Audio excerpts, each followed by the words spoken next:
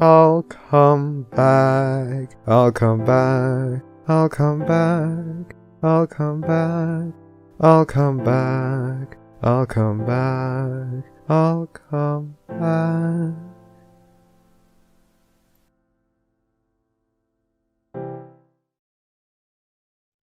Is it uh I is it know. Shmi Blue?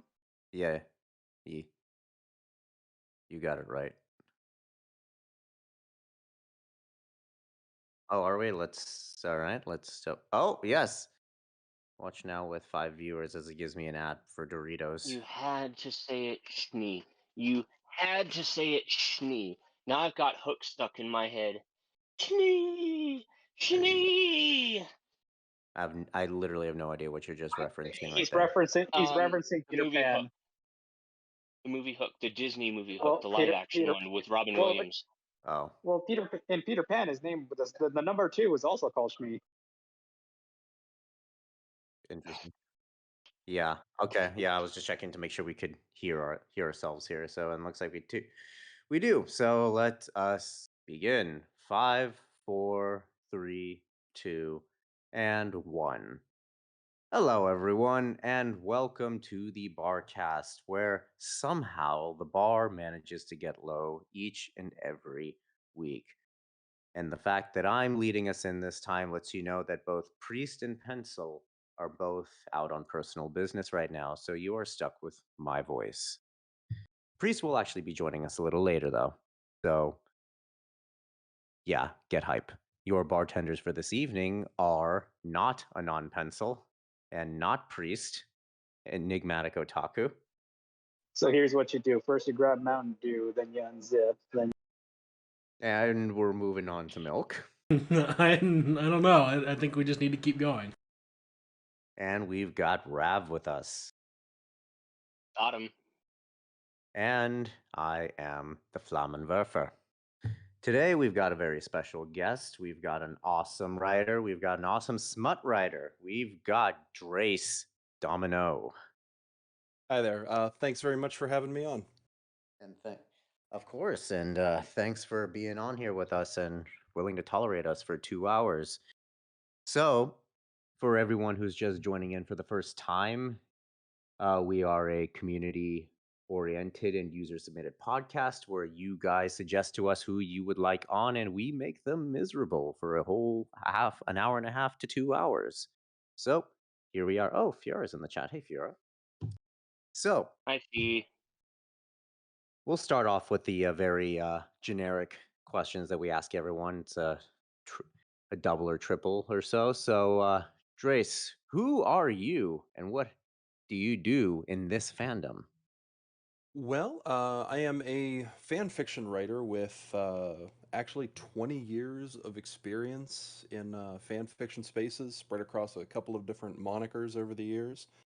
Specifically, in the film fiction and the Friendship is Magic fandom, I, pretty much write smut. That is essentially what I'm known for.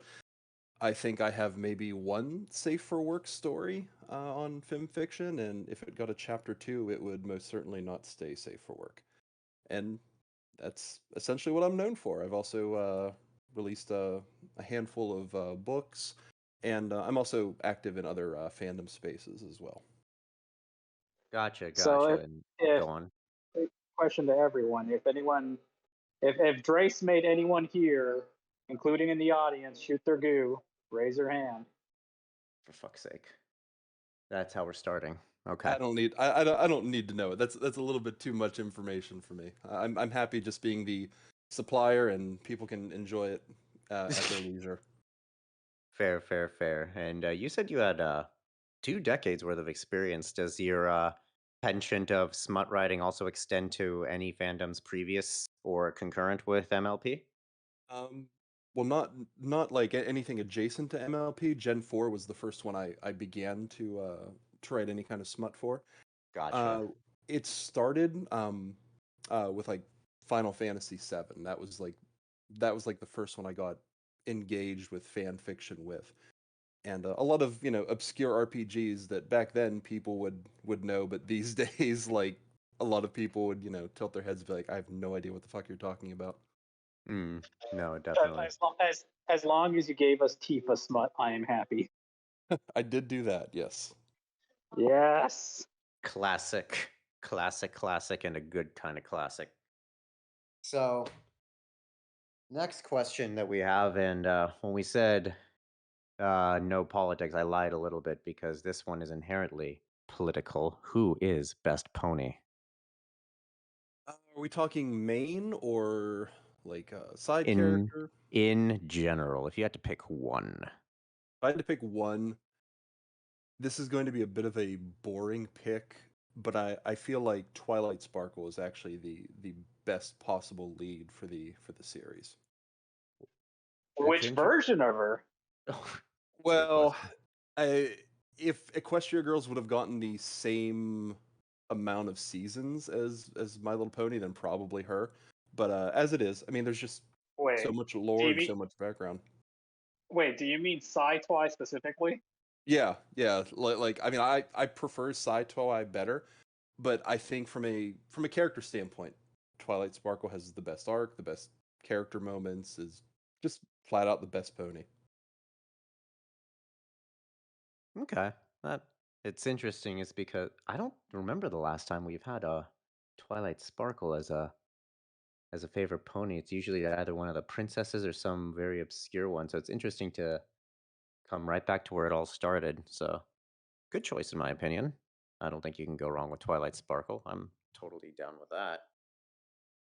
Now, and my fellow bartenders will help me with this. Am I missing any questions here? I don't do this very often. All right. Yeah. We're winging it here. We're holding it all together with duct tape and wishes. Bailing wire. Yep, absolutely. Oh, one thing I will add to any of the listeners right now, if there are any other questions that weren't asked, feel free to put them in the Twitch chat, and I or one of the other tenders here will look for them, and if we have the time, we'll definitely put them forth to Drace to answer directly. So, without further ado, then, since we got the generic questions out of the way, we'll get right into the actual questions. And one last thing before we go off into Neverland, the drinking word for today is Celestia. So, feel free to drink along with us whenever she is mentioned, just like now. Celestia, please drink responsibly. Do not go to the hospital again.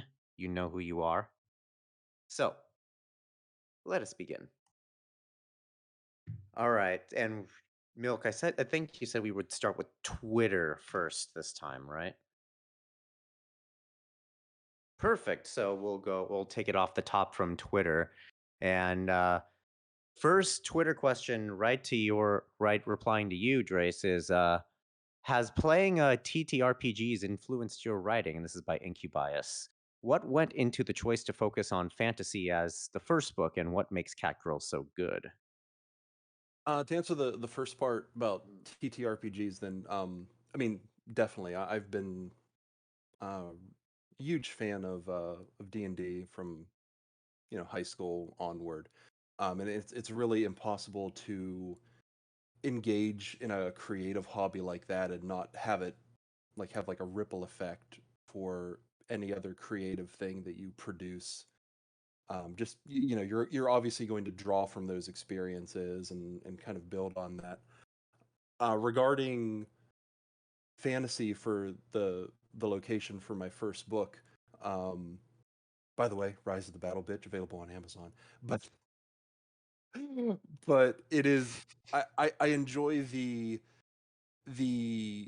freedom of it in I don't really have to worry about knowing how certain things work. Like if I were to write a story that takes place in a big city, I have never been on a subway in my damn life. I don't know how a subway works, like the fast-paced nature of it. It's like a Lovecraft uniform.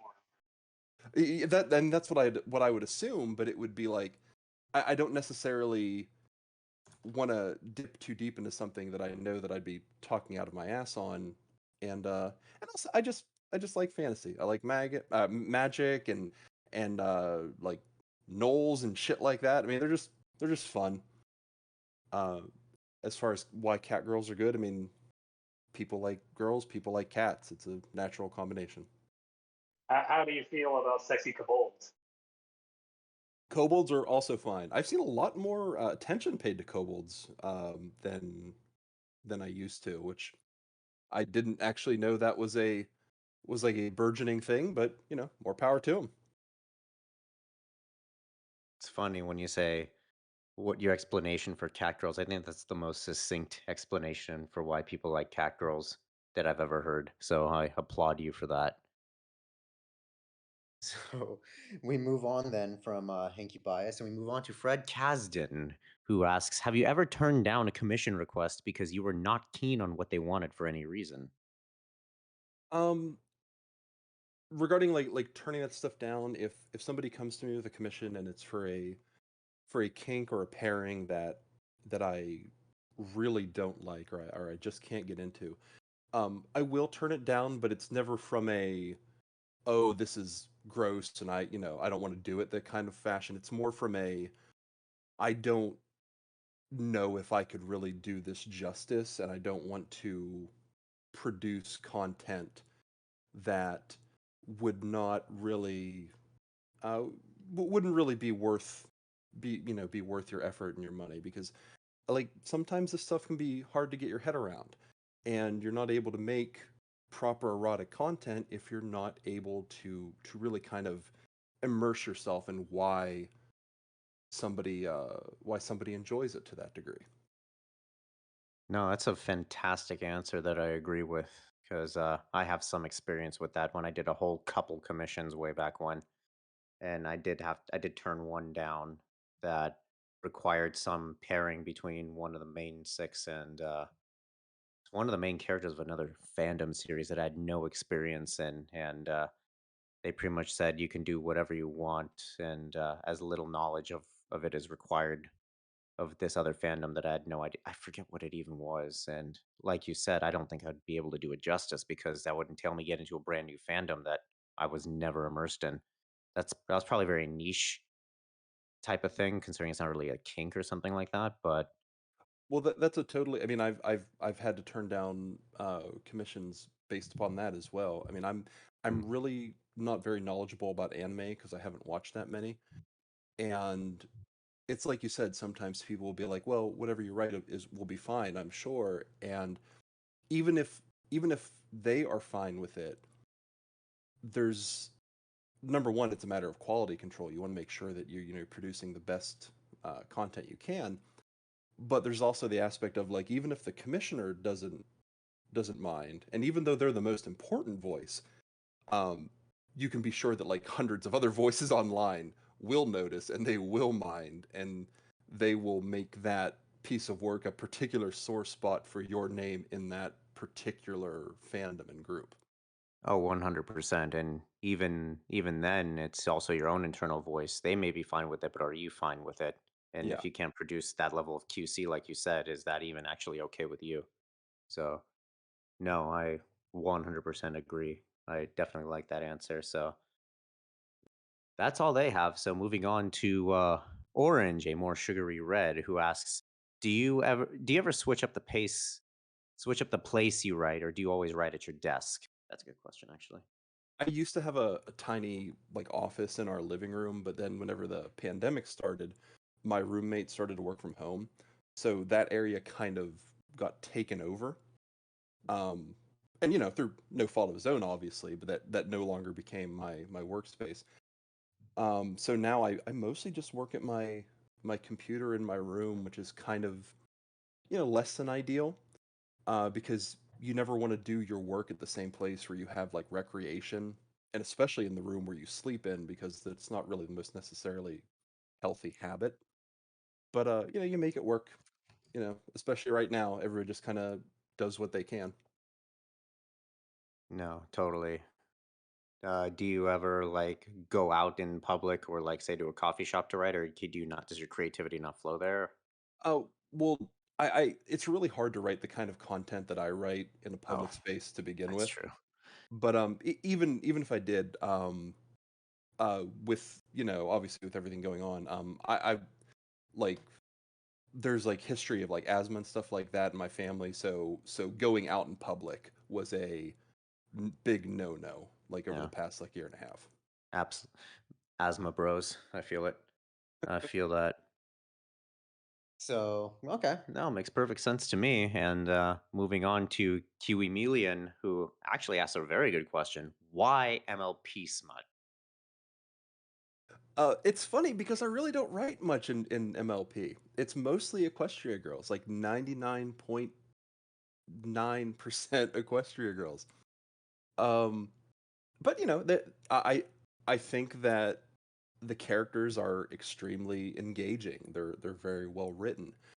They're not necessarily complex characters, but the art style is very appealing and simple, and the performances add a lot to the appeal of them. So I think that, as with pretty much any media that comes out, especially nowadays, people are going to lean towards like, how can I what's another direction I can enjoy this from? I enjoy watching the show, but what if we get a little weird with it? So I think it's just natural. Um, good media will always kind of have that side thing kind of coming in at an angle. Hmm. Agree. Was it more like you saw the first episode of Equestria Girls and were just like immediately taken with it? Uh, Trying to remember my reaction when I first saw it. I know I liked it because because I was already invested in the show, and I mean the characters are literal carbon copies of each other, so Mm. they kind of assured that if you liked one, you liked the other. I like high school settings in general, especially in smut fiction, because I like like teachers and milfs and that kind of thing, and it's just a smorgasbord for it. But Ain't that the truth? um, yeah, but I mean, it kind of sold me. I enjoyed it, and I was like, all right, let's start it off. And my first Equestria Girl story was Principal Celestia Stable, and it kind of got my foot in the door. Uh, People started to kind of contact me, and for the longest time, I didn't post on FimFiction because I didn't really know about it. I was posting on AO3, and even worse, Hentai Foundry, which had this awful feature where when you post stories to evade Hasbro, they will replace characters' names with like weird fill-ins. Oh my god. So yeah, like instead of like Twilight Sparkle, it would be like Nighttime Twinkle or some crap like that. Oh god. Oh, it was The funny thing is, what you're describing actually exists as a game as well. it's it's so I mean it was less than ideal posting circumstances, let's say that. Mm-hmm. So when I found FimFiction, it was like, all right, let's do this. And thankfully, Celestia Stable kind of caught enough eyes that people wanted to commission me for more, and you know, here we are a couple years later, and I'm very grateful to have been able to write so much in a series that I do genuinely enjoy. No, I definitely feel the same way. And was EQG also your first commission, or were you doing commissions before No, that? I have this has been my 7th year writing commissions for a living as my primary source of income. Mm-hmm. Um, my first commission, I do not even remember what it was. Huh, that's a fine question. Or a fine thought. I know you didn't necessarily ask that directly. It was probably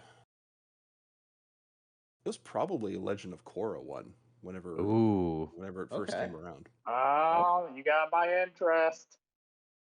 Well, uh, I have written a ton of Korra content, so not bad.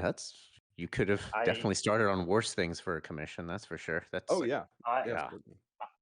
I think it's obvious by now, but I have a weakness for brawler women with abs. Tifa, Korra, all that. Oh, I have definitely produced a ton of content for Korra. Hell yeah, hell yeah. So, and that actually leads tangentially into the next question by Orange, which is another question from Orange, at least, who asks, are there any fandoms you've grown out of, and or any fandom or subject you've passed on from writing because it's too small or niche? So regarding fandoms that I've kind of grown out of, Mm-hmm. I I don't think so, because I think when I've gotten to a point of interest where I'm actually engaging in a fandom to the point where I'm looking at fan art and I'm looking at fan fiction, I'm at a point where I'm like, all right, this is just going to be one of the things I like for life. I might not be as into it right now as I always will be, but I'm not going to turn my back on it. There are, like everybody grows out of certain things, but not to the point Mm-hmm. where I would have ever said I was into the fandom. Like, I used to watch The Simpsons. I was, a teenager in the 90s. I used to watch The Simpsons. I sure as hell don't anymore. I would say that, that was like a big loss for the fandom in general. Um, Regarding the other part of that question about turning down commissions for like niche series, it's actually the opposite. If somebody comes to me with something that's obscure, I am so into it, because some of the things that I am the most passionate about are these series that people just don't care about. Like the most recent is the Netflix Carmen San Diego. Is like, come on, commission me for that. I love this series. I would really like to write smut for that. Or even going back further, the Suikoden games. I love the Suikoden games, and I would be Mm. very happy if I could just write Suikoden every damn month. Um, or like the Lunar games from the old Sega CD, or Popful Mail, like really old Christ, yeah. stuff. But as you can imagine, there's not a lot of people that are looking to commission smut of a 30-year-old game from the Sega I CD. I keep hoping that the next obscure game you mentioned was going to be Golden Sun. I was like, no, right here, money, do it. I've only played one Golden Sun game. Like that's a bit of a blank spot on my radar. A shame. That's a shame. I've heard they're really good. I didn't have a Game Boy Advance, and that was like where they were mostly prevalent, if I'm right. Yeah, the first two are Game Boy. The third one is on DS. Yeah, that's no, I like that. But in regards to the more obscure thing, is it more of the challenge to you that you kind of gravitate to that, or do you just like uncovering like the cool new things in this fandom and a different perspective on I don't certain even things? Or I don't even think it's necessarily like a challenge or a fandom engagement at that point. It's just that I have I have a tremendous amount of nostalgia for those games, because some of them like really kind of helped inspire me to even want to be a writer. So the chance to revisit them is just kind of, it's just fun. Suikoden was a series that I actually wrote a fair bit of smut for way back in like 2000 and like 2001. Maybe like 2002. I can't remember the exact date. But hmm. so that's kind of a going back to my roots, so to speak. Um, so yeah, it's nothing. It's no kind of lofty like I like the challenge or anything like that. It's much more like indulgent of like, yeah, like I really like Popful Mail. I sure'd like to write about her pegging Tat or something like that. Gotcha, gotcha. Okay, yeah, I was just curious. That's a good answer. I like that. Then we'll move on from there to William here, who asks, "What is the hardest part of your job? Is it the actual writing itself, or is it finding the inspiration or motivation to write?" It, Classic it writer question. it is the I mean, if we're assuming the writing process is everything that I do from my computer, beyond a shadow of a doubt, it is the bullshit administrative issues of like posting on FimFiction, posting on AO3, Hentai Foundry. It's constantly worrying is Twitter going to deplatform us? Is Patreon going to deplatform us? It's all of these things that NSFW creators have to wrestle with, in addition to just the mere like posting stories takes time. When you're posting them to multiple different locations, all of them require different formatting to look good. So you could like sit down and you're posting stories for like about 45 minutes to an hour to post one story, depending on how smoothly it all goes.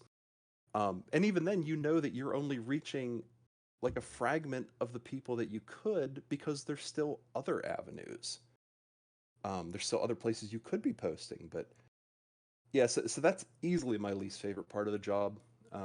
I mean, writer's block sucks. It comes around every now and again, but like I've been doing this for a while, so I've kind of developed methods to kind of help me break through it and penetrate it, and really kind of help me kind of shatter it. They don't always work, but it's enough that I don't have to worry about writer's block too often. Meanwhile, the frustration of the administrative aspect is basically a constant. You said penetrate. For fuck's I sake. did. Hey, Priest. Welcome Sorry. back. Please continue. Please continue. I'm catching up. No worries. So, no, that's actually an interesting perspective on that, Drace. I'd never, because I've only ever really posted on film fiction. Well, no, that's a lie. I posted on fan fiction for a while, which has no formatting at all. Which Oh, sorry, I didn't mean to cut you off. Oh, no worries. Go on. It was a little bit of lag. I was posting stories on fanfiction.net back in like 1999, 2000, back before they initially said no smut content, and I can safely say they sucked then. They suck now.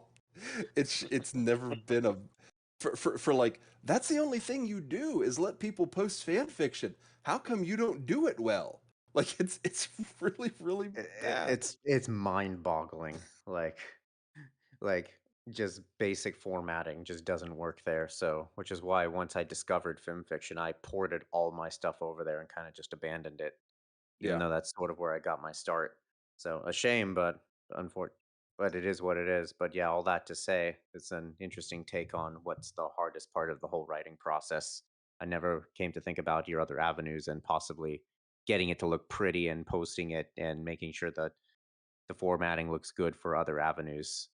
I mean, I be do a think there's a hassle. lot of fairness there. Like, in my place where like getting started in writing on 4chan, like you have to. 4chan will destroy you if you don't post it in green text. If you just post like prose there, they're gonna hate you. Like that's just a recipe for disaster. So like making fan fiction stories for like green text and for this, it's terrible. That's part of the reason why I switched to just doing fan fiction. Definitely. Although, But enough about me. You know, Nope. if you guys asked me what's the hardest part of writing, my immature answer would have been my erection. Your dick, yeah. Yes, Okay. so very, very original. When was your last story again? Oh. I haven't had an erection in a long time. All Oh. right. Cialis, my friend. Sorry. Please continue, Flame. Yeah, we'll move on to the next question after Priest just obliterated an enigma right there. We move on to Lewd Smoke, who asks, what games are you playing now, and what are you looking forward to playing? Right now, I've mostly just been playing Brilliant Diamond, Shining Pearl. I guess specifically Pearl. You want to trade? My roommate has the other one, so we're covering our trades. Damn. But other than that, just like kind of every now and again checking in on my Animal Crossing island, and yeah, that's it. Like I was really big into Warcraft for a long time, and I quit it after all that stuff came out. And yeah, like I've just like there's that's been like a big vacant spot where it's like I really need to find a new thing that I can just kind of sink hours into. But Boy, do I know I that. mean, there's always Warframe. I've tried Warframe. It's just not for me. But I'm gesturing angrily and furiously towards Golden Sun. I'm sure you can emulate it somewhere. well, I do have my old my PS3 hooked up, so I've actually kind of been casually replaying some old RPGs on that. So that is kind of a nice nostalgia trip. Oh, the Perfect. PS3 brings back lots of memories. Most of them Memories. Skyrim. Memories of time when they had no games when they started. All I hear, Oh god, I forgot when, about that. when I hear PlayStation, I just hear that wah, the startup noise. Oh Yeah. yeah, classic startup noise. Yeah. All right. Next question from Ludi, who asks, "What do you most like and then most dislike about writing not safe for work?" What I like the most about it is that, I mean, it's content that I've written for literal decades at this point. It's a type of content that I'm good at, and like that I can, I can safely say that I am confident in my ability to write it, and I enjoy kind of engaging with people and seeing like what's the kind of thing that they like, why do they like X thing, why do they like this pairing, why do they like this kink. And I've kind of like learned and kind of opened up my own horizons as I've written it. And I just find it satisfying, and there's a lot of stigma against NSFW stuff, and I kind of enjoy trying to break it down and trying to kind of highlight that, like, this is just fiction for people to enjoy, and the people that enjoy it are not, you know, crazed lunatics. They just kind of have their fun. Uh, what I dislike the most about it is maybe this is the other end of that stigma where, um, whenever this is going to be a little bit of a tangent, I apologize. No, please go by all means. This is your Whenever time. I released my first novel, really proud of it. Like 100,000 words of world building and deep emotional character interaction and humor and adventure, and I poured so much into it, and I think the perception was that it was just nothing but smut, and there's nothing wrong with that. It's just that I personally had a hard time conveying to people that was like, no, there's a lot, like there's dirty stuff in it, but there is so much more to it. And I felt like that was more of a personal failing on my part, where I was unable to kind of convey that. But because of all of the body of work that I had made up until that point, people just kind of assumed that it was just going to be, oh, this is just nonstop smut, and no real substance beyond it. In layman's terms, plot in the porn. Basically. But like, even then, like this is out of a 100,000 word story, there's maybe like 15,000 words of sex scenes. um but yeah, but it's very much the like uh Patrick Stewart being typecast as the nerd guy. Like you don't want to be, you don't necessarily always want to be shoehorned as that one specific role. Oh yeah. Right. In fact, that's something that actually really eats at people, and a lot of reasons why like people on FimFic take different alt accounts. Like, just to pull like a name from a hat, Megapone was a co-op writer who was very prolific, got to one of the top 10 most followed on FimFic, and then I believe he tried to, I think Darf did this too, where they tried to release non-co-op stuff, and just nobody was receptive to it. They only wanted the smut, or they thought it was only going to be smut, and when it was something that they didn't expect, either they fell off or they discounted it as something that shouldn't be, and it got to them. Yeah. And There's it's an extremely hard thing to do. That's where like users like the Abyss, they would alternate between clop, cute, so that way they always had this reception of a balanced author, for the lack of a better term. there's just very, very few good ways to approach it because I mean, like you said, like you could make another account, like another pseudonym, but then like whenever I published my book, I thought about that. I was like, oh, maybe I'll make yet another surname or a different name. But ultimately, I was like, I think it was just me being a stubborn prick. I was like, I don't fucking care. I'm not ashamed of anything, which I'm not. But I just kind of like went full steam ahead. Um, but I think maybe it might have been a slight disservice because I definitely wouldn't have hidden the other identity from my reader base. But I don't know. Like I said, I mean, I could talk about this like for a damn hour about how tricky this particular issue is for NSFW creators. Because I mean, it's not just writers, it's artists, it's voice actors, it's the whole array of if you create smutty content, there is always going to be a a certain cloud around you that is not even necessarily negative, but it's basically like a cloud of expectations. And even if those expectations are 99.5% accurate, like that much of the time, it's going to be that little sliver that's always going to bother you.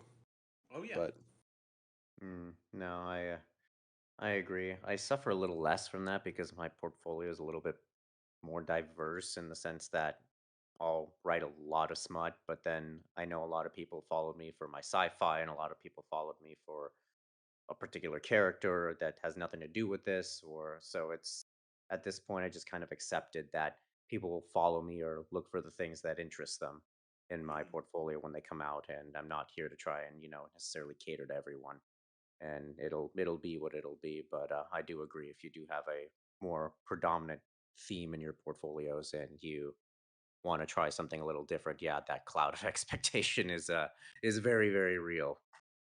yeah, yeah, for sure. But that's just how it goes. Indeed, indeed. But And when do we get to the butt touching? I literally have no idea what you just said, Enigma. We get into Oh, the wow, was butt. I cutting it? Yeah, there you Okay. Uh, is there any consistency to what kinds of pairings or OT3s you find appealing? Um, this is a tricky one because despite like despite my work or despite my job, I'm kind of not much of a shipper myself. Like I wouldn't say that like I'm like ride or die for any particular ship because I kind of view it through a like, hey, nice cast of characters you have there. Literally any one of them could fuck any other one of them at any time, and that's just Mhm. how it is.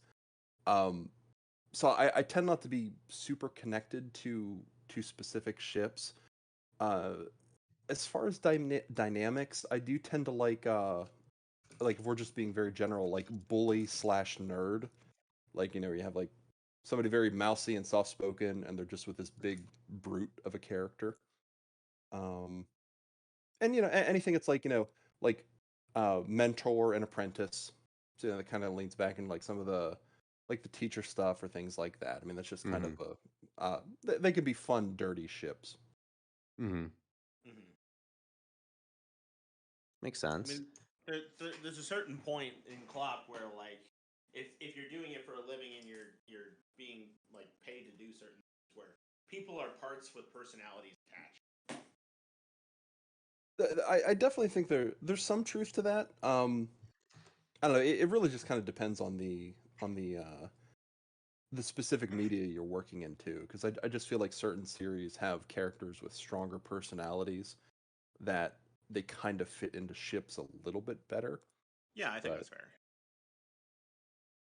No, absolutely, I agree. So, and yeah, moving on to that, to moving on from that same question, he also asked, if so, what qualities are common in your ships? So you definitely mentioned some themes. Could you expand on that? What qualities are common in your ships? oh geez, I do like a certain level of size difference. Not not necessarily massive size differences all the time, but like Mm, you have a like a tougher one and a smaller one.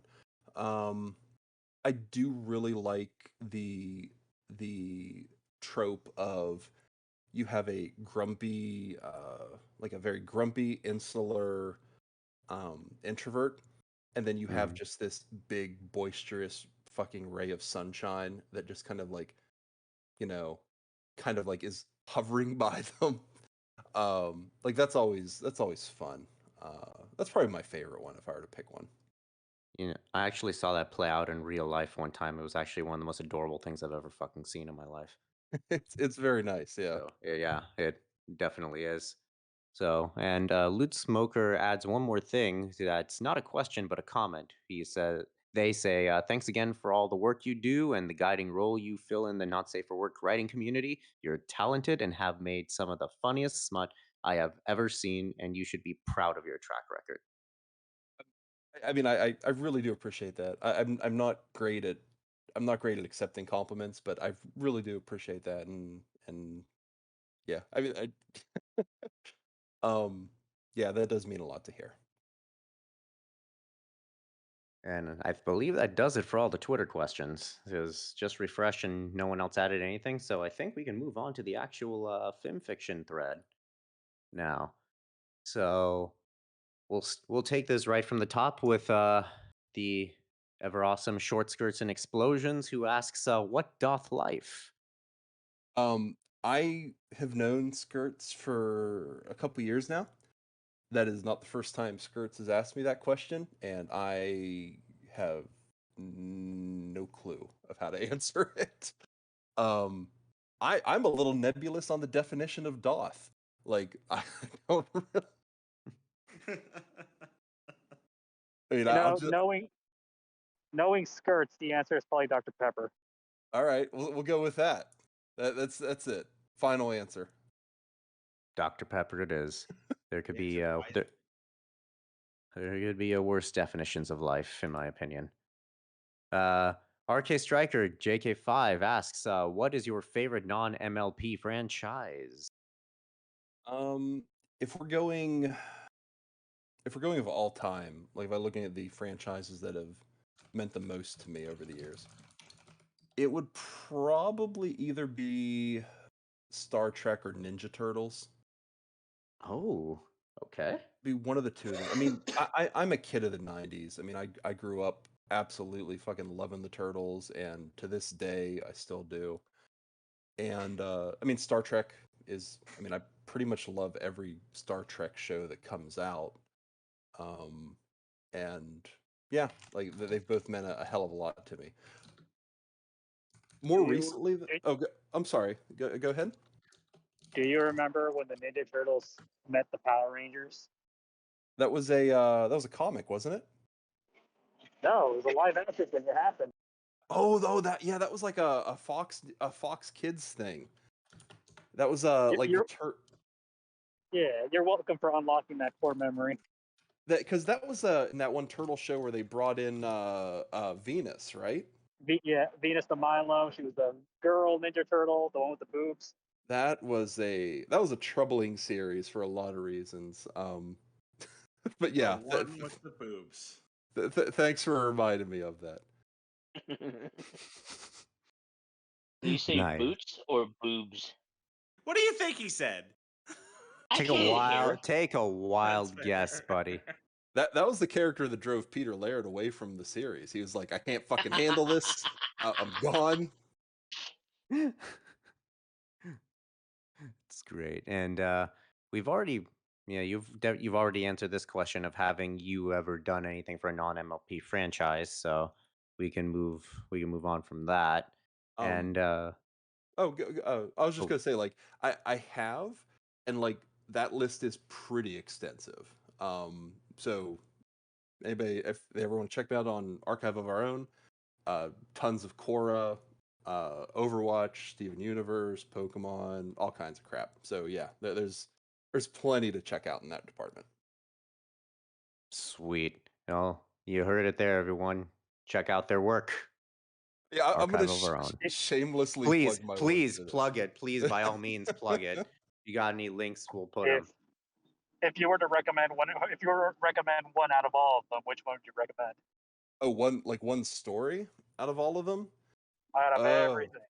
Oh, geez. I mean, I have I'm just looking at the sidebar of my Archive of Our Own. I have 381 works.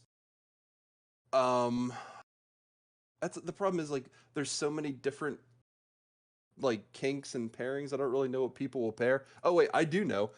I would recommend they check out Rise of the Battle Bitch on Amazon. It's free on Kindle Direct. Beautiful. Perfect. Mwah, chef's kiss.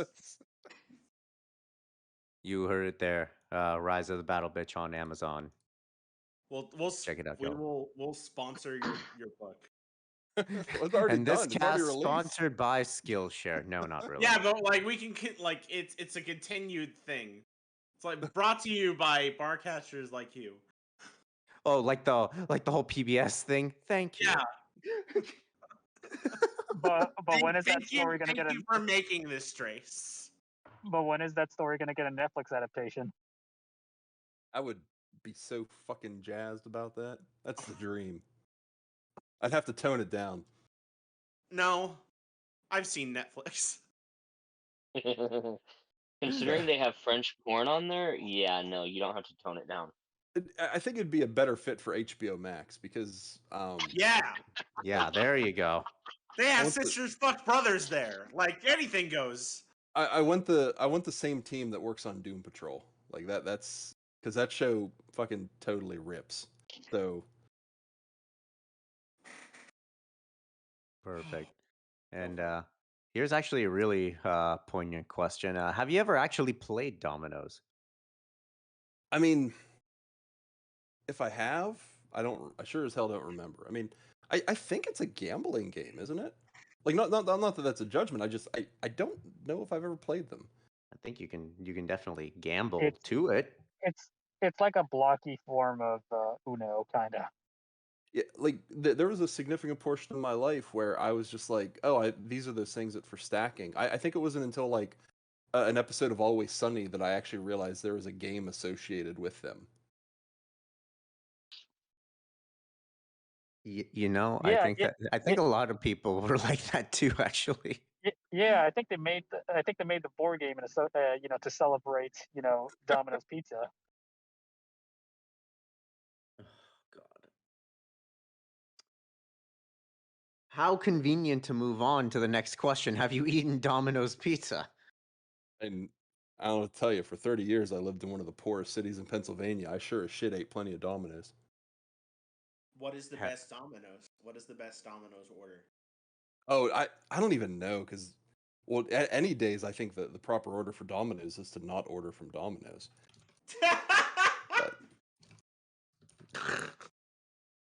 Got him. Domino's was so ubiquitous in the 80s and the 90s. That was the premier pizza choice. I mean, the Noid was all over TV. That was all anybody ate. I was about to say. And and around was it like 2000 or so, they were like, "Hey everybody, our pizza sucked, so we changed the recipe." And then every time I had it since then, it just made me sick. So I was like, "All right, I'm gonna avoid it." That's fair. There's also a degree I feel like there should be a scientific research paper on the amount of time it takes until you realize there's a certain degree where hot pizza is delicious. It doesn't matter what it is. If it's hot and it's ready, it's delicious. But there's a certain degree in which as pizza cools, how good it still stays. And I think Domino's starts good when it's hot, but then as it hits just above room temperature, it's just hot garbage. I think that there's probably a certain truth to that. Until you put it in the fridge and it's cold. When it's cold, it's fine. It's not good. It's not great. It's fine. That's Little Caesars. I can't eat cold pizza. I can't do it. I can't. Yeah, I can't do cold pizza either. And Little Caesars has the cap on it's hot and it's ready. But is it good? No, it's hot and it's ready. It's true. It is $6. I miss the way Pizza Hut used to taste. I actually had Pizza Hut yesterday, and tastes a little different than as a kid, but you know what? It's still more than passable. They still make a good stuffed crust. It's passable. Ours is just shit. I remember when I was a kid and going in there, and they weren't so corporatized They still got all their shit locally, and that's where we used to go. That's where we like to go. Then someone came in and changed the recipe, and it's just it's gross. I will say no pizza joint will ever have pizza as good as the nearest local place that makes it. Oh, It's absolutely. true. Local That- pizza is always the way to go. Right? Yeah, that has been Well, true at every place I've ever lived. for a And brief moment, I thought you were going to say that the best pizza as of late is Chuck E. Cheese pizza. Chuck E. Cheese pizza's actually good though. Like I've never. Okay. legitimately good. I'm sorry for the tangent. But that just fucking reminds me of the time we were at Everfree Northwest and we were getting ready to order food and there was this local pizza place and we were like, oh, that's fine. And then Enigma looks over and goes, oh, look, there's Papa John's. Why don't we do that? And it's like, fucking Enigma, go outside. Okay, sorry. Please continue. Oh god, I remember that. I That don't was- remember this. You Please. okay? Oh. We Please will move go, on. Flame. Please go, Flame. And Mugany didn't even really ask a giant question, and he did say in the chat that we can skip it. So we will move on from that one. We will then go to Erebus Cantillon, who asks, hello, and thanks for many years and fictions of smut. Cheers to many more to come. Giggity. What is your inspiration or attraction for hard doming style characters such as Celestia Drink from Principal Celestia's Drink, Stable, or Harshwenny from Harshly Handled? Trying to think of the way to answer it because like those two iterations of those characters are very different. As Celestia is more of a very kind of like a kind of a guiding soft dom, while as I recall, because I mean I write a lot, so I don't necessarily remember the detail of every story. Um, Harshwinny in that story, as I remember, as being kind of a bit of a psychopath. So very very different types of dom. As for the appeal of that character arc or what makes them engaging, I mean, I really like if I knew the building blocks of why certain things kind of clicked in the right way, I would be able to monetize in much more successful means than I am now. Um, I I think it's just there's a certain appeal to just like an authority figure of that kind that is just like this is what we're doing, deal with it, and just kind of running from there. And this kind of goes back to what we talked before about Equestria Girls. I mean, it definitely helps. They have very appealing designs, and the art team did such an excellent job in kind of making these designs very simple, very memorable, and also very appealing. So yeah, I'm sorry I don't have a better answer for that one. No, makes perfect sense to me. I guess that's sort of why the whole the trope of the teacher is kind of been a smut smut staple as tale as old as time. Yep. But Teacher, Uh, stepmom, yeah. police. in in EQG, wouldn't Adagio be the mega dom since she's the oldest out of everyone, possibly? She is, but not the way she behaves. And also, she got she'd be more of a brat, honestly. yeah. Hmm. Like I was having a discussion a couple days ago where it's like the Dazzlings really kind of fill the role of like the Heathers, and Oh yeah. like that is it's such We a call them the Jessicas. God, it's such a pitch perfect fit with those characters. Agreed. You said pitch So perfect. let's see. Moving on from that, if you had to force feed EQG Rarity to thicken her up, what and how would you force feed her? That's a I very specific question. A rare cow. I Oh. I do not know because I do not have that particular fetish. But I can guarantee you the person that wrote this question does. But like this is kind of what we were talking about earlier. Like when you take commissions, like it's kind of like you look at kinks and you think like, well, could I connect with this in a way that I would be able to kind of gain a better understanding of it? I've written basically no inflation fiction in like the past 7 years, so it's not really something that I've been able to connect with, because like I'm sure to this person's question, there is a right answer to it. In their mind, there is like, this is the item that Rarity eats to get inflated. Like Oreos. Well, you have to guess. You have to. What does it? like and that's the thing. Like I haven't engaged with the kink enough to know what that correct answer is. I haven't solved that rebus or deciphered it yet. I would I mean- assume it would be marshmallows, because that's kind of the Rarity thing. I don't Well, know. Red I velvet think cake it's- seems more like I think they were. No, I think it's got to be Oreos, because it starts with "Oh no, darling, I don't touch those. They're bad for my figure." Oh well, one won't hurt. And then she's like, "Oh, 2 hours later. there's double stuff." And then like goes to the store. Oh, look at all these flavors. And Now, then see, it's just next thing you know, it's like, "Oh no, I gained 10 pounds." I- And then it's I- just a lot of stress. I love and how then you're saying "oh no." Wasn't "oh no" Oreo a thing? It was that was a Oh thing. my god! I would say no to Oreos for the very reason of it is a messy food, and that would run concurrent to Rarity's core personality tropes. Ah. I That's fair. think, because like I think even when we've seen her like gorging on ice cream, which by the way, ice cream is the correct answer. That is okay. You're right. Yeah. Based. Like I think we've always seen her being very neat when she does that. I can't remember off the top Oh of my yeah. head. But I can already see the first commission you're gonna get. I want a rare cow dipping Oreos in her own milk. hey, commission Oh, slots God. for January open on December 15th. You heard it here, folks. She goes to Taco Bell and refuses to get anything crunchy. Oh my god. Sorry, So we're who- completely off base. Please continue, Flame. you got it. Moving on. Who's your favorite chaos god? I mean, I know that the film fiction answer is definitely Discord. I mean, I know people like Q. I'm actually going to go with Shuma Garath. I think they're referring to Warhammer Chaos Gods. Oh, I don't know shit about Warhammer, so I'm gonna.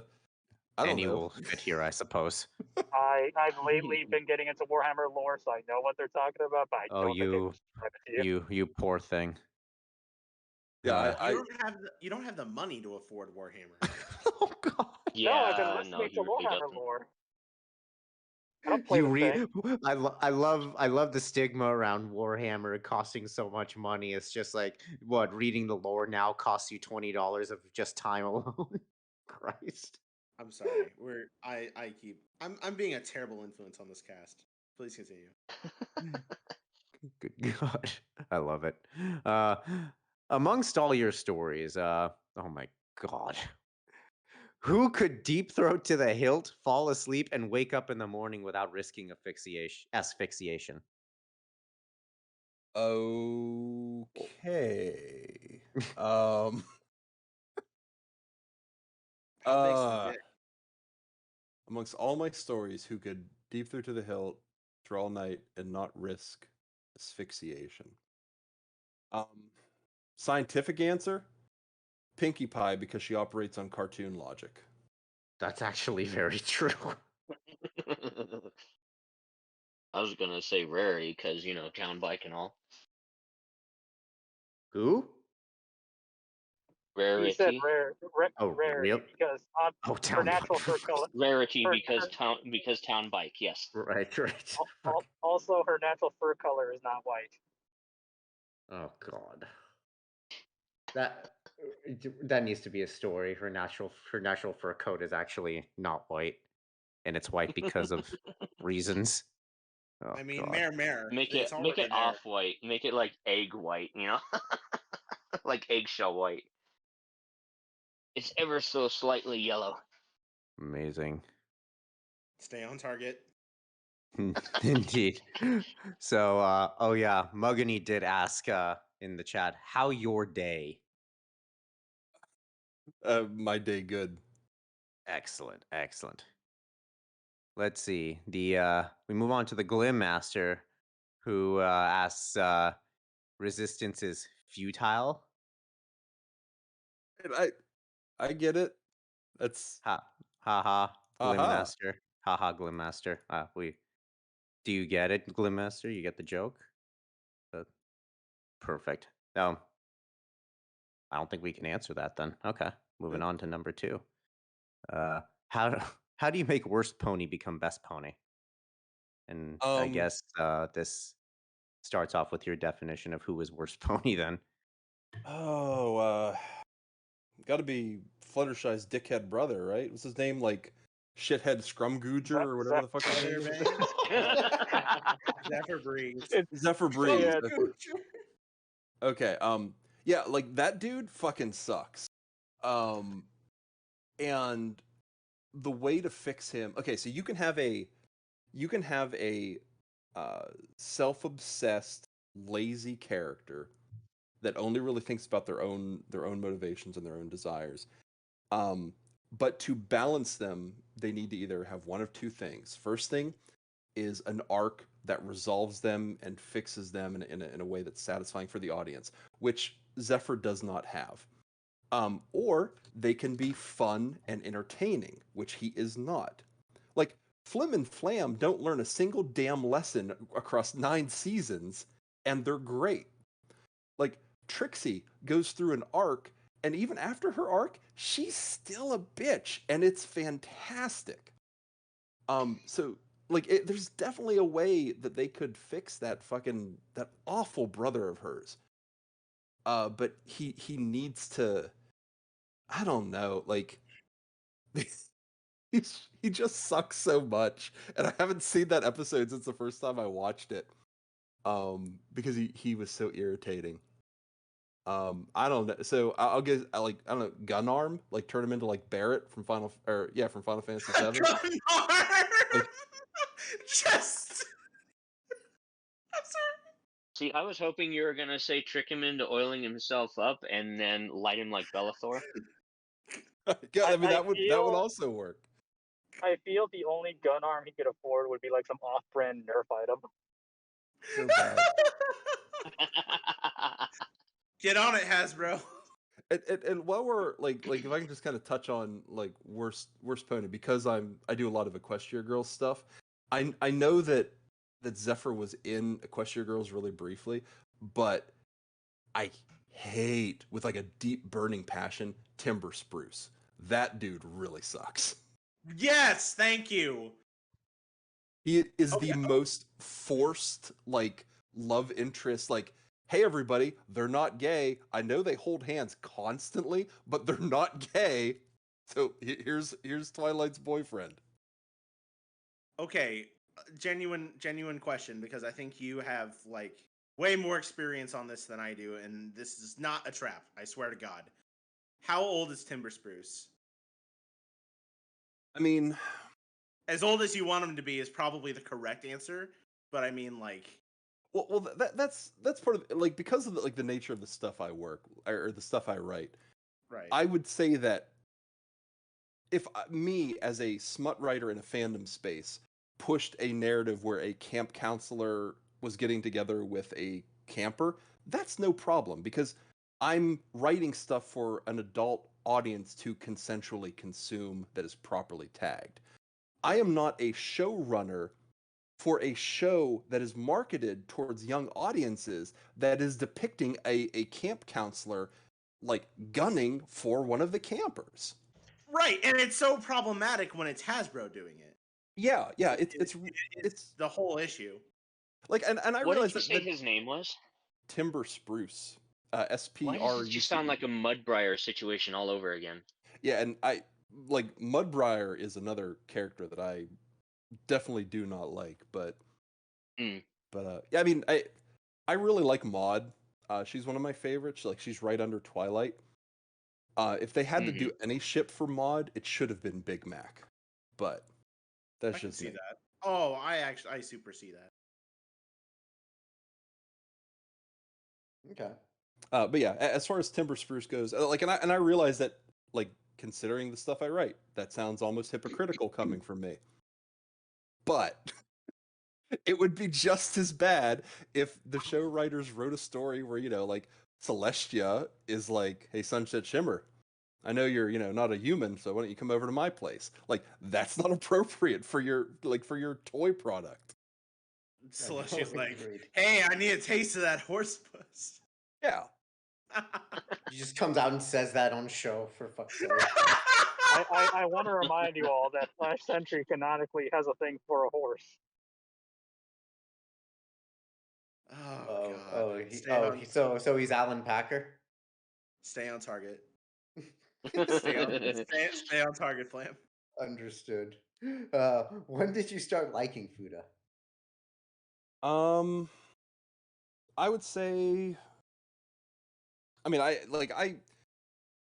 remember that content being out and about like pretty early in like the early 2000s when it first kind of started making the scenes. And this was, before it had become shorthand for that kind of content. It was like, kind of freshly, like people were just learning about that kind of content because people were just, getting scans of Dojin and things like that. Because it's really hard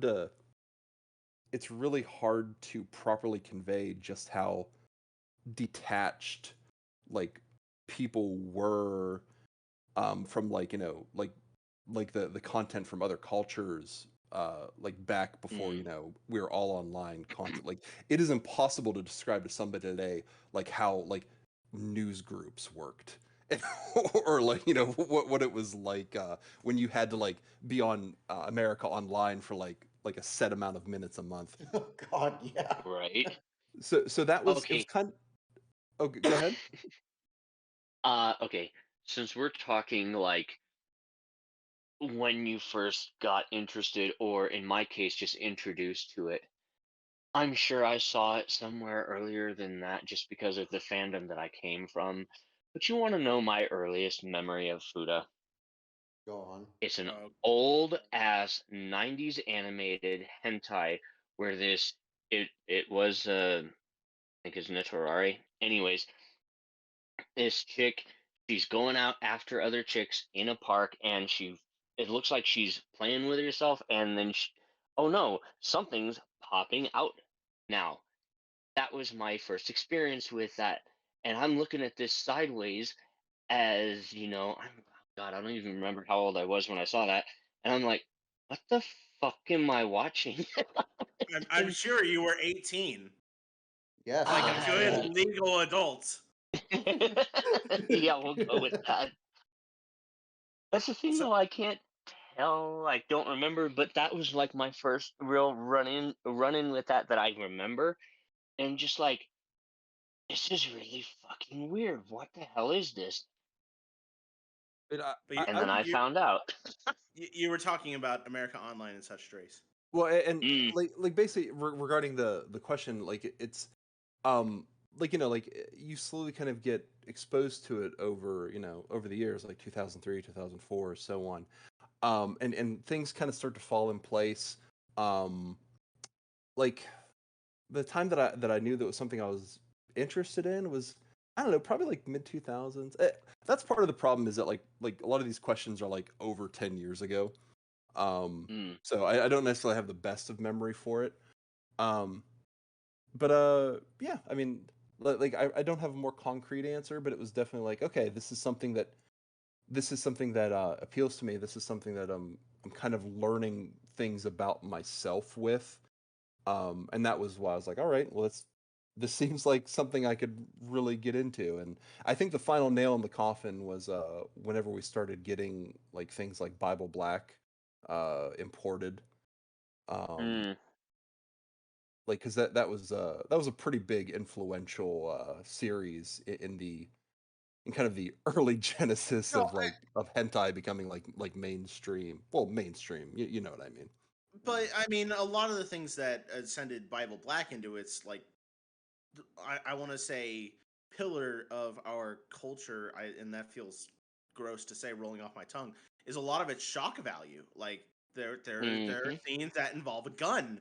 and it's super concerning. So I don't know if yeah, that's probably one of the first mainstream places to really like see like, oh, here's Fuda, but at the same time, like it's definitely not like the wholesome way of getting Hilariously dubbed things in general. But I will Yeah. say that Bible Black, and this is kind of like, it's gonna sound like I'm kind of dunking on anime, but I'm really not. I genuinely, sincerely mean what I'm about to say.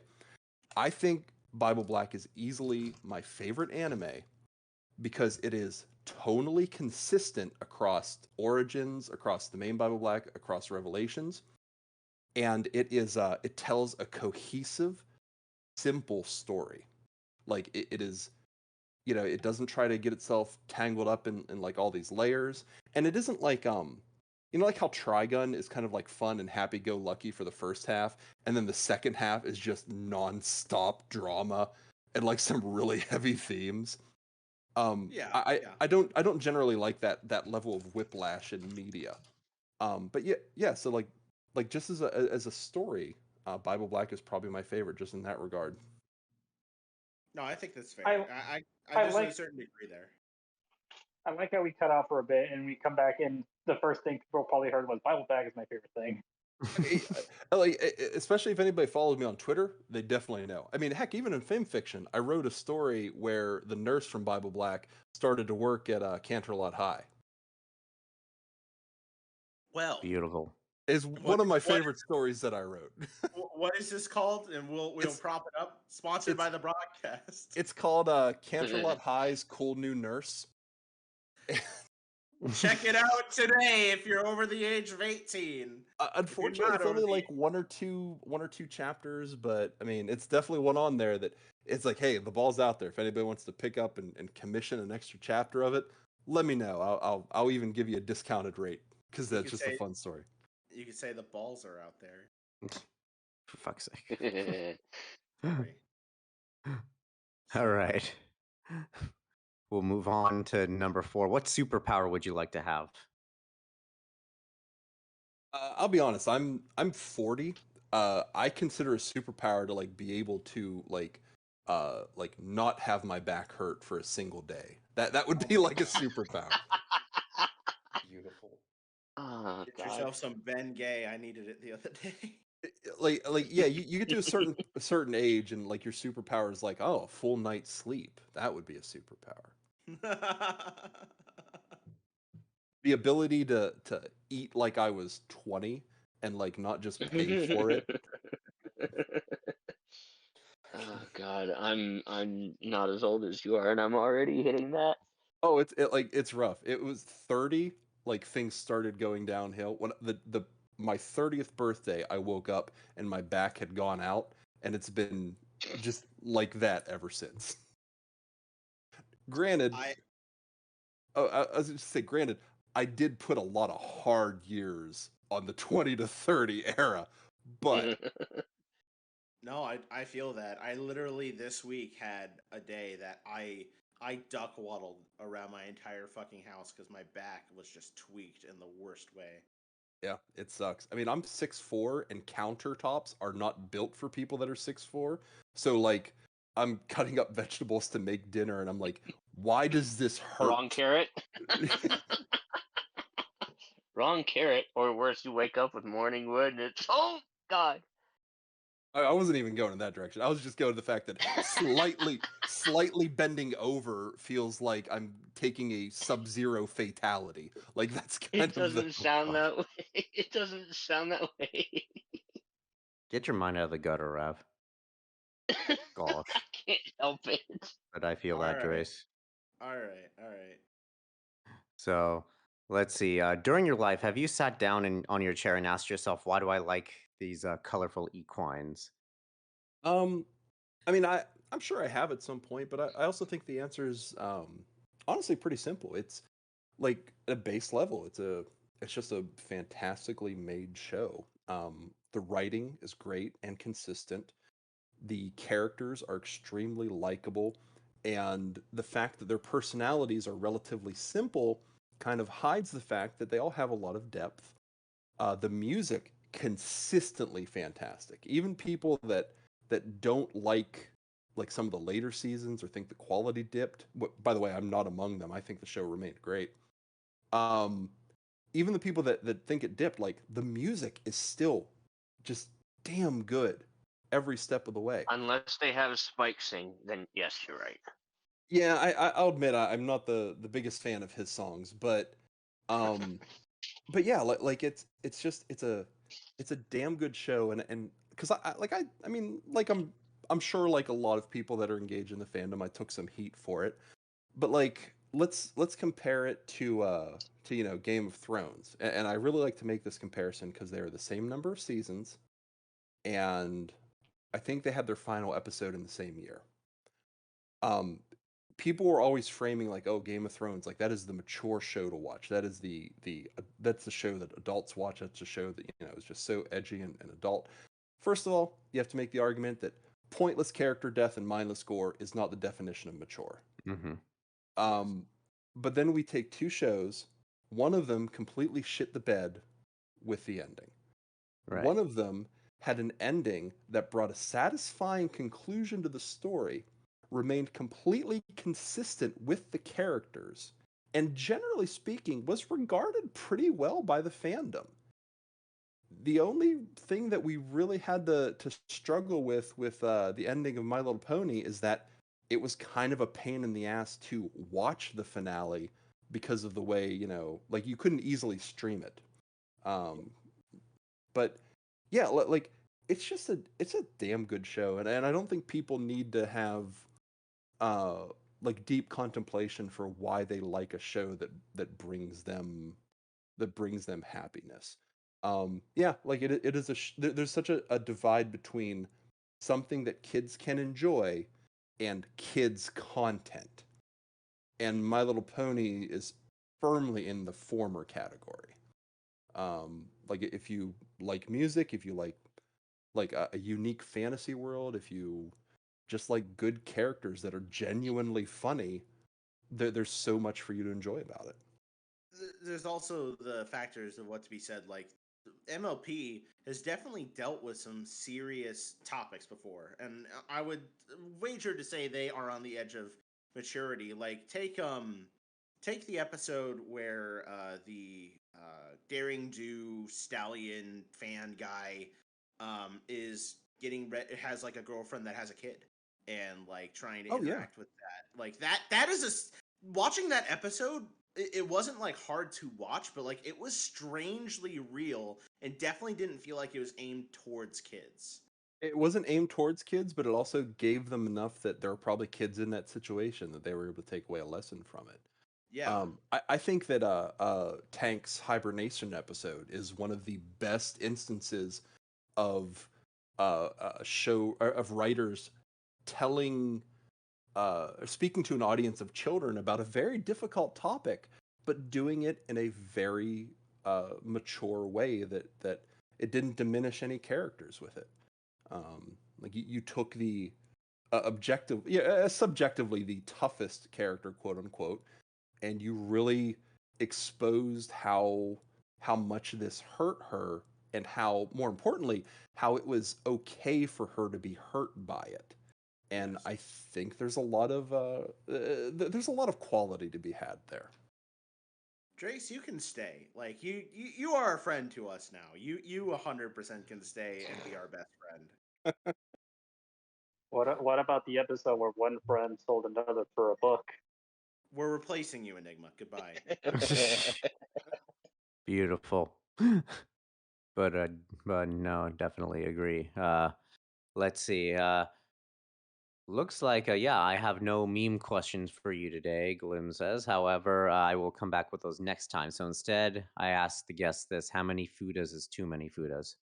I mean, I guess just as soon as you run out of holes. I mean, that's kind of the thing. The most logical indeed. And I've watched Bible Black. You can just make more holes. Well, I've would you never look actually at that? seen that. I've never actually seen that, but now I'm scared. Would you look at that? It's time for the ad. So we're just gonna do this quick anyone needs to go to the bathroom or refill drinks, now is the time. So, hey, priest. Hey, Flam! Hey, did you know that we help sponsor a whores? We sponsor a horse! We do. His name's Oh my. Little Bit. He's like a mini horse, and he's super cute and shit. And all the money that apparently that we get here goes directly to Red Wings Horse Sanctuary and gives him all the shit he needs. That's so cute. Why don't we have a restraining order on us yet? Probably because we haven't gone to see the horse yet. He doesn't know who his benefactors are. We should That's fair. tell him. We Yeah. should all get a picture with that.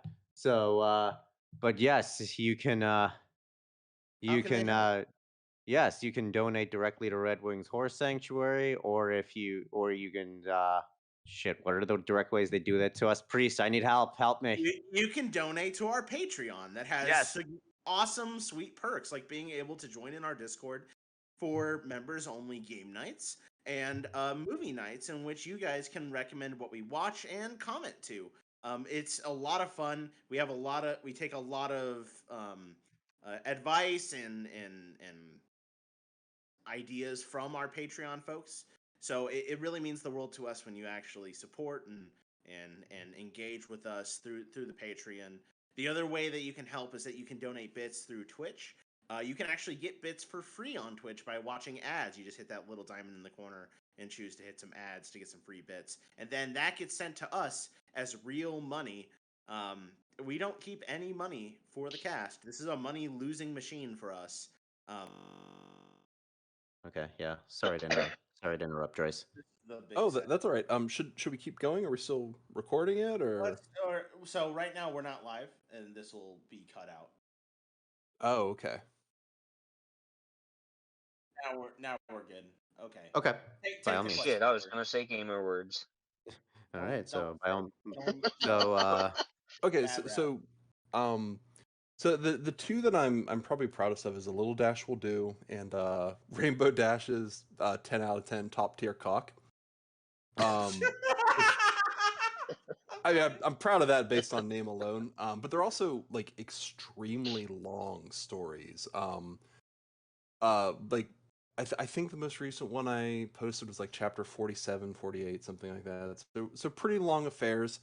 Top tier cock is actually taking the long road through the entirety of Equestria Girls movie by movie, kind of with the assumption of what would have happened if Rainbow Dash had a dick that was so good that it just mind controlled anybody that saw it. So very important questions.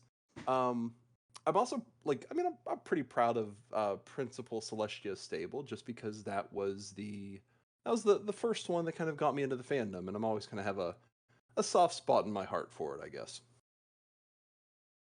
great reasonings as any, especially those names. I love them. Number two, what was the first piece of smut that you can recall reading? This, I mean, we're going way back. This is like probably 95, 96. On like a seedy website even for then. I want to say it was some variation of the name like Cherry Cheerleader or something like that. Maybe like Young Cherry Cheerleader, and it was a cheerleader story. And I don't remember much of it. That's fair. Hmm? Did something cut sorry. out? Yeah, sorry. I saw the please hold in the chat, and I wasn't sure if that was directed Yeah. at us. Did we lose it a third time? Okay. Okay. But yeah, like it was, like just some, some cheerleader trash fiction, and we're talking like, I mean, this is a long time ago, so I don't really remember any details of it. Hmm. Okay. Clearly it was very formative, though. I mean, it was. I mean, I remember because I was supposed to perform in a forensics piece the next day, and I basically stayed up all night reading this story and a couple of others, and I'm like, all right, get this done. teenager. I got shit I need to work out of my system, and I'm gonna take all night to do it. My And loins so are empty. Let's go. that was basically the mindset. Perfect. Best mindset. Number 3, favorite and least favorite porn trope. Ooh. So if we're talking, let's see. I'm trying to think of a least favorite. I don't know if this is a trope so much as a annoyance, like kind of like a pet peeve. And that pet peeve is like if you see like a video that's like branded as like MILF with glasses, like POV or whatever. If your porn video mentions glasses in the title and you take them off within like the first 35 seconds, that is dedicate to the glasses. That is false advertisement. Like that is such a pet peeve of mine. As far as a favorite porn trope, gosh, I'm really not sure. I tend to be very fluid and variable in what I like, so it's really hard to kind of figure out like something I'm into, because I could be into something else, the next week and the next week and so on. I will say You that. just gave me a brilliant idea. Oh no! What's that? This is scary. And it's no, actually, Priest, you're gonna like this one. Take Oh, the more scary. pizza guy trope and apply it to Cadence with Pizza Horse. I'm listening. That's it. That's literally the prompt. Cadence is the pizza guy in the porno. Okay, I'm in. I'll write it. Oh no. Okay. New story coming out soon. I don't know how I haven't written that yet. Shining actually. armor. I don't know how I'm gonna pay you for this.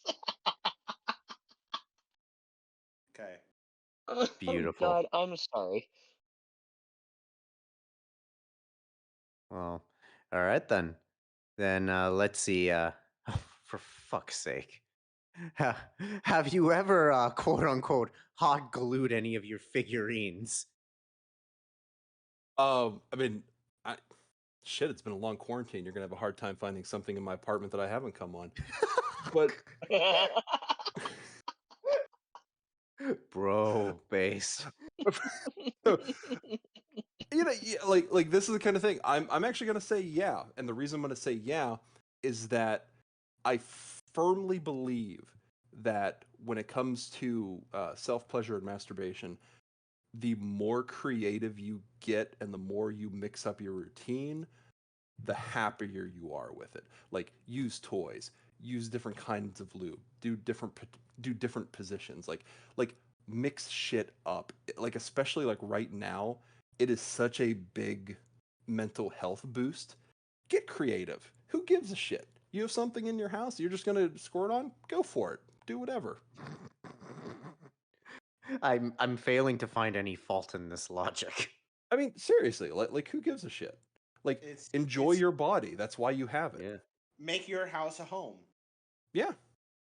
Like, if you're, you're not bothering anybody, you're not hurting anybody with what you do in the privacy of your own home, just fucking do it. If you can get it back out, shove it up your ass. I've done it. Do it. Well, play safe, but you get the idea. If you can get it out. That's what I mean. That's what I mean. If you can get it out. Hey, if not, you'll have an interesting visit to the doctor's office. That you will. Number 5. I love this so much. Number 5. If Rainbow Dash was a professional wrestler, what would her signature move / finisher be? I'm not 100% sure like what the name of it would be, but it would absolutely be a lucha libre-esque, like super high flying, like something like straight out of like New Japan or something like that. Honestly, the Finn Balor finisher, where he kind of like jumps off the top turnbuckle and like kind of stomps on them, but like kind of like falls back at the last moment, would be interesting. I've got the name for you. All right, what's the name? Steal it from the first couple of episodes. The Fantastic Philly Flash. That's actually that's really good. I wouldn't have even thought of that. But yeah, that's perfect. Maybe a top rope hurricane rana. Sorry, I'm kind of a wrestling nerd, so this is like definitely a question that kind of appeals to my like this is like my cross section of interest. Nice. Perfect. And ending it on a really good question. What's your favorite meal after finishing a big project? I mean, like most of my projects nowadays, especially with my roommate working in the living room during the day, and just like you get older and your schedule changes, most of my projects end really late. So there's usually not a meal. But if I finish a big like something really big that I've been working on for multiple days, um, that's usually a time to like celebrate and just like we don't do like super fancy meals if we're trying to celebrate. Like we'll like time for some trash because we don't really eat it. We try not to eat it too often. Mm-hmm. So like our celebration meal will be like uh Panda Express or Long John Silver Ooh, or something along those lines. And we'll just be sick for the next couple of days, and that's just how it's going to be. perfect. Honestly, pan I prefer some more standard restaurant Chinese food, but sometimes Panda just hits a spot that nothing else can really hit. Their Kung Pao chicken is surprisingly like outside of the obvious sodium, like not that bad for you. They are the Taco Bell of Chinese food, It's Mhm. and true. that's fine. They fill that gap. I mean, honestly, since they put calories on everything, just drink a shitload of water to offset the sodium. If you put it right, Panda's not terrible for you. Every time we really fall in love with a Chinese restaurant in town, it goes out of business, and it's like I can't do that again. It's like it's like somebody that like they've been widowed multiple times. Like I can't go through it again. It's like Mr. Incredible. I can't lose you again. I'm not strong enough. I can't endure another like another place that will sell me General Joe's tofu that's really good, and I can't get it anymore. I can't do it. I'll just eat orange chicken from Panda Express every day until I die. I'm sorry, did you say General Joe's? I Yeah. yeah. I mean Because I really love this freedom fries bullshit that we just made up for Chinese. I might have stumbled over. I mean, I don't know what I can tell you. I come from a rural area. Sometimes Rural. my tongue trips over it. No, that's So fair. It's fair. I do it all the time, and it's nice that someone else is doing it for a change. Perfect. also, I've been And talking for like an hour and 40 minutes straight, and that's kind of not normal for me, especially nowadays. The cast does that to you. yeah, definitely. So that does it for completely average. We move on to best intern Alex underscore who asks, "Is it beginning to look a lot like Christmas?" I mean, this is Texas, so absolutely not. You can ask me again in 2 months whenever we're snowed in with no power and no heat and Yeah. all that hell. Yeah, I lived north of Dallas for a couple of years. I understand the sentiment. Texas That also shit doesn't was handle miserable. snow at all. Well, it's just literally not built into our infrastructure to handle it. That was why the like people like outside Texas didn't realize how bad that was because they're only looking at like 3 inches of snowfall. It's like, yeah, but you know what? We don't have insulated pipes. We don't have a grid that is designed to handle it. Like No, it yeah. was really miserable. Yeah, it was like that time when was in the 90s or early aughts that Europe got a massive heat wave and like hundreds of people actually died because in Northern Europe people just didn't need ACs. Yeah, Like it was like and that. that's yeah, like exactly, because like if other areas had like Texas heat, that would be an issue. Yeah. Like I mean, yeah, because I came from an East Coast town that had like a lot of ice and snow, and even back home, people were like, "Oh, you've been through worse," because we'd have like 4 or 5 like feet of snow in the winter. But it's like, yeah, what if all of a sudden every scorpion in Texas just moved to Pennsylvania? That would be a fucking issue. Yes. Agreed. the mental picture of this like trail of tails. Trail of scorpions. Just suddenly, like the scorpions have chosen Pennsylvania.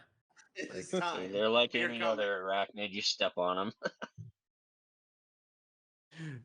so makes sense to me. Number two, what are you hoping Santa will bring you this year? I mean, I've kind of just recently kind of started to really re-engage with D&D after not playing it in about 7 years. So I'm hoping for just a shit ton of 5th edition stuff because what I've seen, I really, really, really like, and especially nowadays, like Roll20 and all of the various things that make it easier to run a campaign online. I'm loving it. Like it would have blown my mind 10 years ago. So yeah, I'm just hoping for a shit ton of that stuff. Roll20 is great. It is. Perfect. And number three, what is the worst thing you have ever had in your mouth? When I was a kid, a wasp flew in my mouth. No. It was Ooh. yeah. It was pretty bad, and it was at Disneyland. Like we're at Disneyland, and I was like running or something. Happiest place on earth. Yeah, and just this wasp. Most magical. It's the only place you'll eat a wasp. It was rough, and like I was young at the time. This actually might be one of my earliest memories. That's what happens when you anger skirts at Disneyland. He It will was- he will send wasps and put them in your. It was rough. Did it like sting inside your mouth too and everything? Oh yeah, yeah, it stung the hell out of me. I mean, and you're a kid, like everything feels like the end of the world then. Oh my god. It definitely put a damper on the trip. Christ. Like, did you guys leave the park after that? Like, Oh no, like I mean, we were still still hung in there, but yeah, it was definitely rough. You got all those fast passes. You got to use them. Well, I think this absolutely would have been before the concept of fast pass. This was like, I mean, this would have been 80s, but it was one of those 80s wasps. 80s wasps don't fuck around. They don't. Wasps then, wasps today. they don't build them like they used to. These are wasps that came out before the PG-13 rating. They didn't take that shit. They're boneless. Beautiful. Sorry. Boneless. Fuck off. Bone-in wasps. Number I'm 4. sorry. Stay on target. 4. Tell me a funny joke about sandwiches. I'm so bad at just telling jokes. I'm sorry, Alex. I got nothing. Like I got nothing. You'll have to go sans sandwich. There you go. There's one. Oh. Sans sandwich? Sans Undertale? Shut the fuck up. It's a bone-in sandwich. Moving on. How much is too much? When you need to add the excessive tag to AOV. That's actually. I'm gonna start doing that now. Hi, can I get a sandwich with excessive mayonnaise? Like we've already asked for uncomfortable amounts of ranch. there's uncomfortable amounts of ranch. Now there's excessive amounts of ranch. Or now that what also gets the point across in a restaurant is give me as much ranch as you feel I deserve. Oh God. I will say, if I was working in a Subway and someone told me that is a recipe for them to get no fucking ranch. Right? I'll have accepted that. It's like that one Twitter meme where someone's like, "Man, I just asked for extra mayonnaise, not a McCum sandwich," and they just obliterated the fucking thing with mayonnaise. A McCum sandwich. Yeah, I still love that picture. Okay. All right, and that's the end of Alex _'s question. You move on to Ravage. Rav, did you want to ask your own questions? Sure. Why the hell not? Sounds good. Take it away, sir. All right. What's a question you wish people would ask you? I wish they would ask me, Drace, where can I purchase your fine selection of books? Sure, we don't ask that. Drace, where can we purchase your fine selection of books? Available on Amazon. Pick up. I already plugged multiple times. A question I wish people would ask. I mean, okay, so this is going to be a little bit of a kind of like a little bit of a bittersweet thing, but just the other day was the 3-year anniversary of Tumblr completely shitting the bed. And kicking all the NSFW creators out, and that really bummed me out because Tumblr had an Ask feature, and the Ask feature on Tumblr was really good. The Ask blogs, I miss those. Like I really enjoyed it because I would get a lot of anonymous asks that would just ask me like, I make no bones about the fact that I am like an old like an old bastard in fandom. Like I have lived, plenty of years and picked up plenty of experiences and made plenty of fucking mistakes. And it really kind of brought me a certain sense of satisfaction when people would ask me questions about like, like everything from like, I'm considering doing this sexual thing. Do you have any advice for it? To like writing questions or just anything. And Curious Cat kind of sucks. Like the Twitter account or the Twitter app, Curious Cat, it's really nowhere near as good as Tumblr's Ask. And I also feel that people aren't as proactive about using it. Yeah. But I genuinely miss those days on Tumblr when I could like see an ask and be like, I know exactly how to answer this, and I feel like I'm contributing more than just some dirty stories to to the fandom consciousness. That brought me some satisfaction. I definitely miss those. I hear that. Yeah, same. I really liked my Tumblr blog for writing while I had it. I probably helped a person. Yeah, I mean, fucking Tumblr, God, fucking Tumblr. I'm still salty about it all these years later. I just miss the porn. I I miss it all. Twitter All sucks right. shit. It's so bad. It really is. Oh my god. It's not as good about like, here, check out these other people that make the porn. It's Just harder. like, no, it's me. It's all my porn. Yeah, it's harder to engage with people. It's harder to have a conversation with people. The various discourses that I have no interest in engaging with on a daily basis pop up. It's a nightmare. I hate that. But it's a necessity. Unfortunately, well, speaking of an unfortunate necessity, if you were the protag of a displaced fic, what would it be about, and who would you be unlucky enough to be? Displace fic, is that like you swap position? I'm not So familiar. imagine you're cosplaying as Superman and you are suddenly in Horsetown. What do?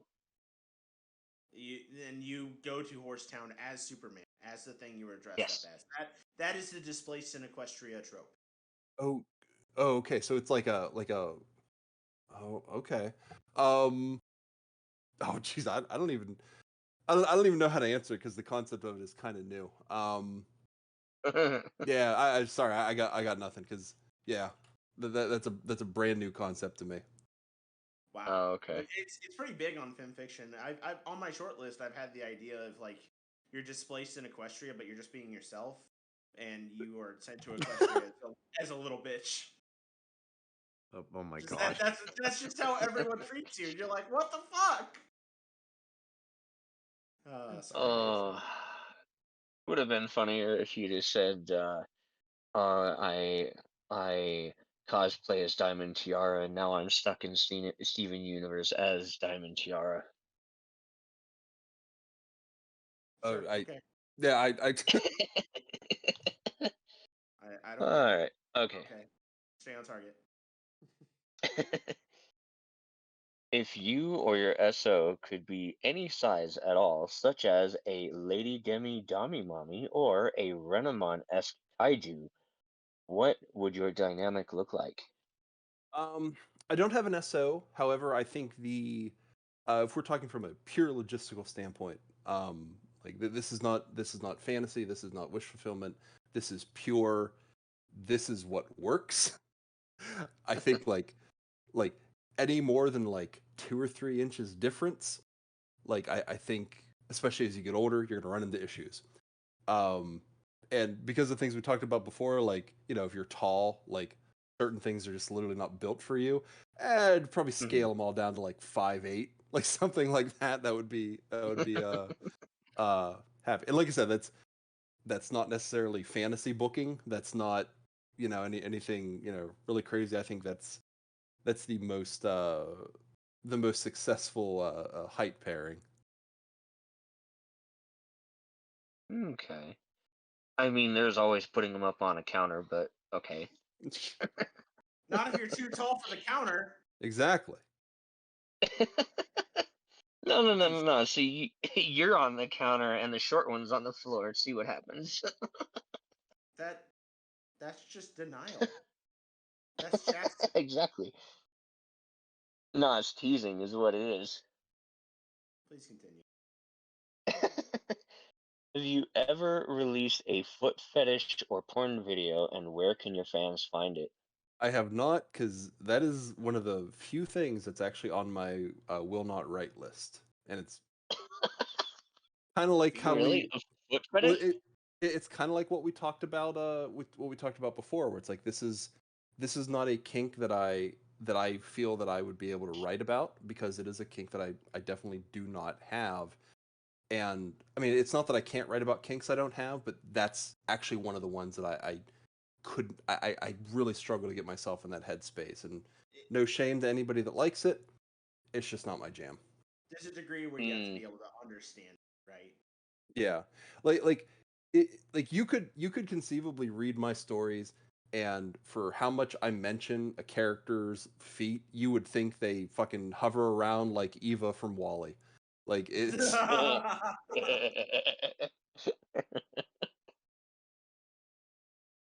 Oh my god. All right, well, since you like Bible Black so much, this next question should hit a spot. Do you read or write snuffles, i.e., gore clop for cute ponies? I don't. Also, like the gore in Bible Black is not why I like it. Uh, like like Right. I will say it doesn't really get super gory until the third one. Sure. Until Revelations. But no, it's I always take the stance of whatever people enjoy in their fiction, if they're enjoying it in a healthy way, and they're an adult that is consuming media meant for an adults, in a way that does not harm anybody. Like, harm any real person. You can harm fictional characters however the fuck you want, because they're fucking fictional.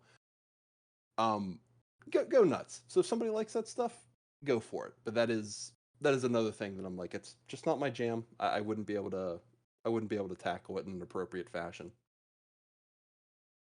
Okay. Favorite MILF? It's a good one, because there are a lot of fantastic ones. Celestia. Celestia is a really good option. So many I'll drinks. Drink. Yep. I mean, I will say in Equestria Girls, she does kind of like seem to be like kind of angled as a little younger than I would have really liked, because she seems like a cool, like I'm like a 30-year-old principal. And um favorite MILF. I mean, that's a damn shame. There's just I got late 30s. I always thought, like, she was just kind of like the, yeah, I don't know. I always read her as early 30s, but I read Harshwinny as like 40. Agreed. But Agreed. And then like the Canterlot High or whatever. You mean Principal Crystal Cinch? Prep. Yeah, Crystal Prep. She's like 50, I think. I would say so. I really like Principal Cinch, and it was frustrating that everybody seemed to absolutely despise her. And it's like, do you people not get it that you can hate her and still want to Bang her. commission your favorite fan fiction author to do dirty stuff to her? Yeah, okay, favorite MILF. As much as it kind of kills me to say it because of certain things that has kind of come out about the company, I still got to go back to Jaina from Warcraft because Jaina is a fantastically designed character from an aesthetic perspective. Hmm. Okay. Well, I can't fault you for it because I don't know the character. Um, but since we are going to run out of time very quickly here, I'm only going to ask two more of my questions. Okay. If you could start an interstellar war between any two factions from any universe or universes, who would they be and why?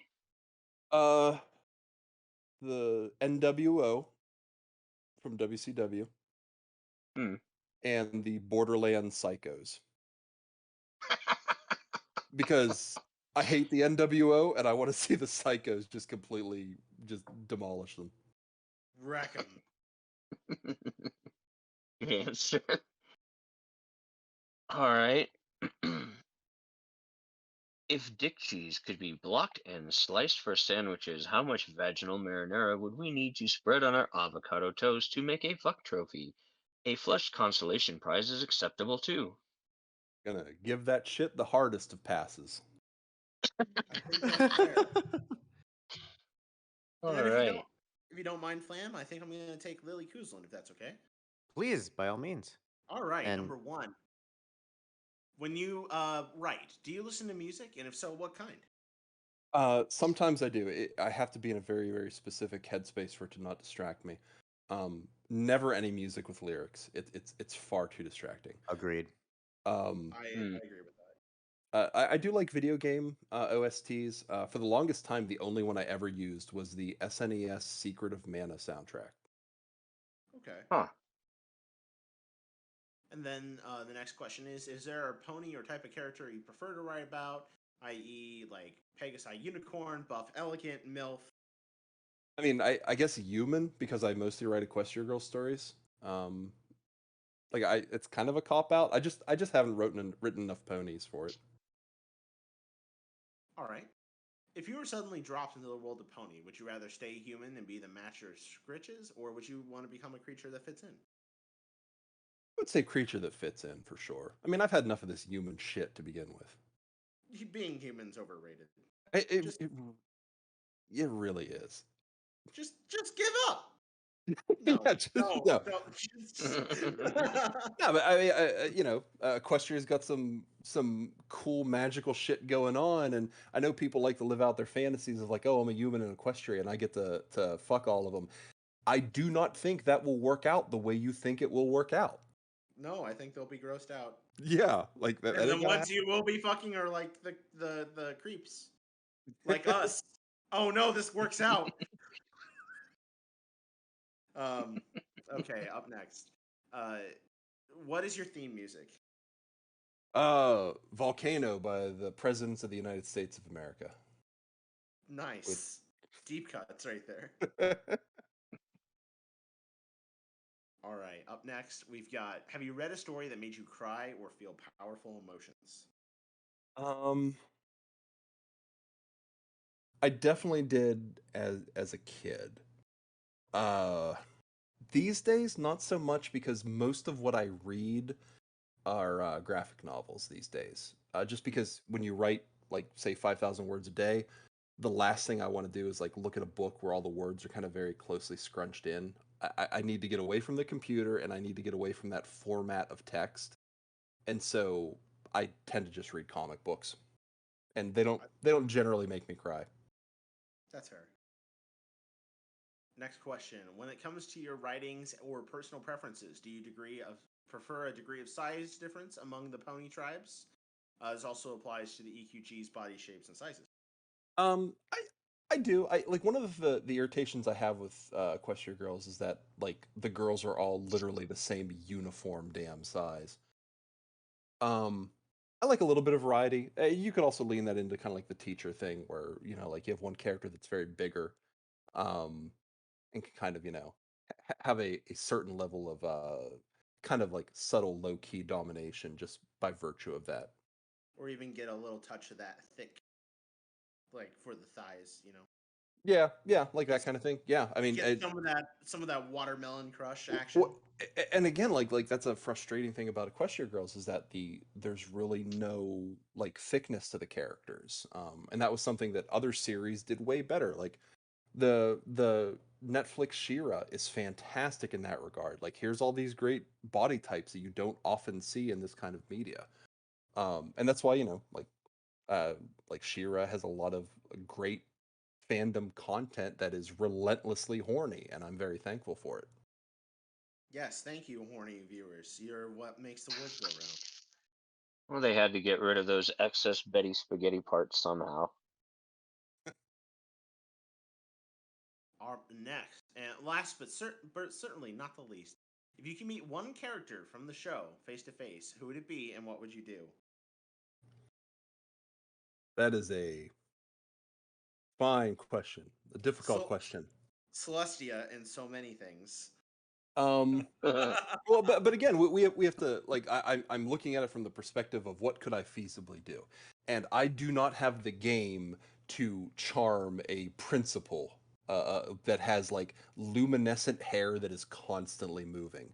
That is like that is far beyond me at my best game. The ability to charm a demigod. Yeah, that shit ain't happening. So, I would say that honestly, I'm gonna go with